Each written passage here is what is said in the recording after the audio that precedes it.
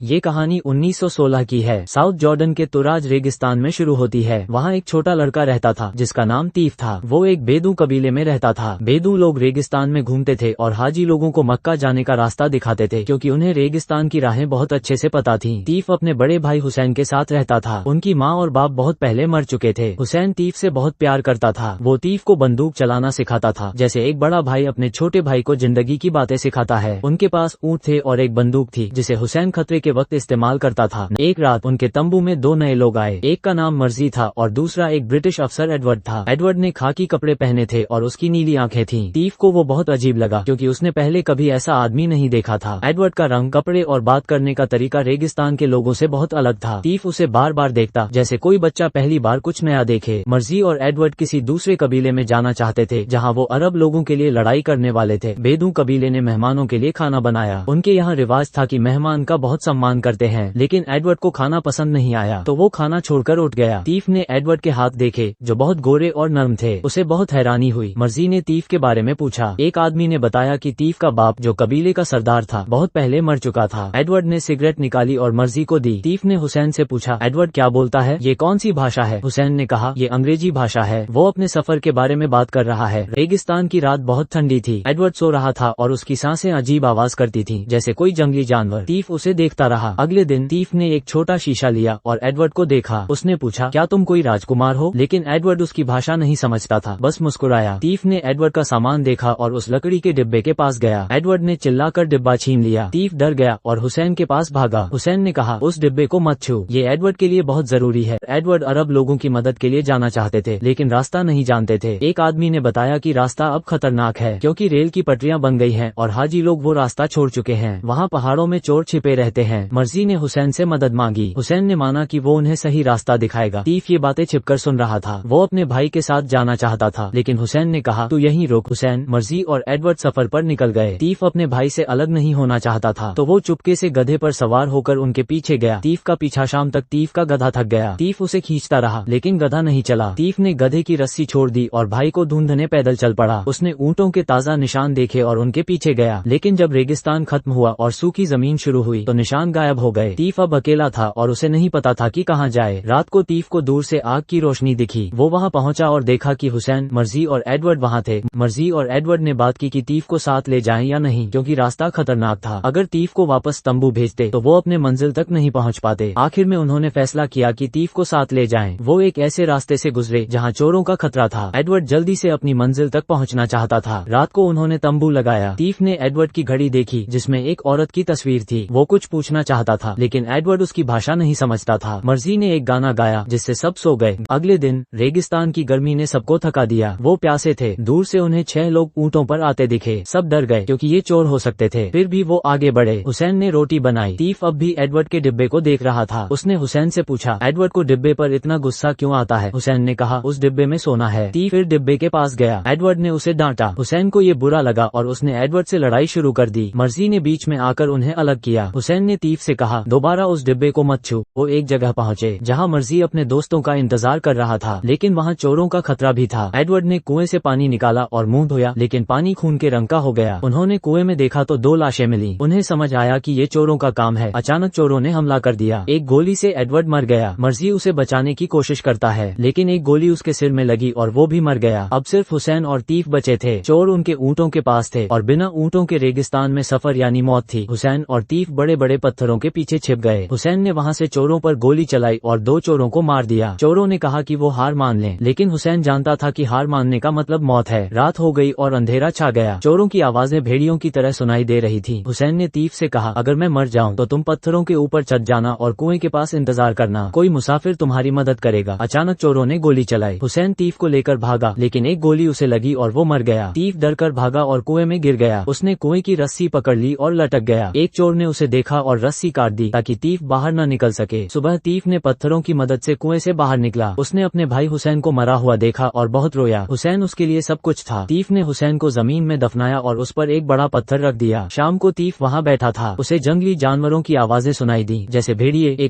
अगले दिन तीफ ने देखा कि एक घायल आदमी ऊँट पर आ रहा है। उसका नाम हसन था। वो उन चोरों में से नहीं था जिन्होंने हुसैन को मारा था। हसन बेहोश था। तीफ ने ऊँट को रोका और हसन को नीचे उतारा। हसन के थैले में रस्सी और पानी की मशक थी। तीफ ने पानी पिया और अपनी प्यास बुझाई। हसन के थैले में एडवर्ड का वही लकड़ी का डिब्बा भी था। तीफ ऊंट पर सवार होना चाहता था, लेकिन उसे ऊंट चलाना नहीं आता था। रात को तीफ ने पत्थरों से आग जलाई क्योंकि रेगिस्तान की रात बहुत ठंडी थी। अगले दिन हसन होश में आया। वो घायल था और उठ नहीं सकता था। उसने तीफ से पानी मांगा। तीफ ने उसे पानी दिया। तीफ ने चाकू गर्म किया और हसन को दिया। हसन ने चाकू जख्म पर रखा और दर्द से बेहोश हो गया। तीफ ने उसके होश में आने का इंतजार किया। अगले दिन तीफ और हसन ने सफर शुरू किया। तीफ ने अपने भाई हुसैन की कब्र को देखा और अलविदा कहा। वो ऊंट पर सवार हुए और रेगिस्तान में चले। रात को तारों की रोशनी में सब कुछ साफ दिखता था। वो रेल की पटरियों के पास पहुँचे। हसन ने कहा, ये रेल की पटरियां अंग्रेजों ने बनाई हैं। पहले हाजी लोग ऊँटों पर महीनों सफर करते थे, लेकिन अब ये सफर एक हफ्ते में हो जाता। वो रेलवे स्टेशन पहुँचे। वहाँ कुछ अरब लोग एक ब्रिटिश अफसर को ढूंढ रहे थे जो उनकी मदद करने वाला था। वो अफसर एडवर्ड था, जो अब मर चुका था। हसन ने झूठ बोला कि वो एक लारवाह गाइड है जो हाजी लोगों को मक्का का रास्ता दिखाता है। अरब लोगों को हसन की ब्रिटिश बंदूक पर शक हुआ, लेकिन हसन ने कहा, ये बंदूक मैंने मिस्र से खरीदी है। तीफ ने भी कहा कि उसने कोई ब्रिटिश अफसर नहीं देखा। हसन ने एक अफसर को एडवर्ड का सामान दिया, जिसमें उसकी घड़ी, कुछ कागज और वो लकड़ी का डिब्बा था। अफसर ने डिब्बा खोला तो उसमें एक बम था। ये बम जंग के लिए था जिसे एडवर्ड ले जा रहा था। तीफ को अब समझ आया कि एडवर्ड उस डिब्बे को क्यों छुपाता था। अफसर ने हसन को चांदी के सिक्के दिए। उसने तीफ को भी एक सिक्का देना चाहा, लेकिन हसन ने कहा, ये मेरा बेटा है। तीफ को हसन की बेईमानी समझ आ गई।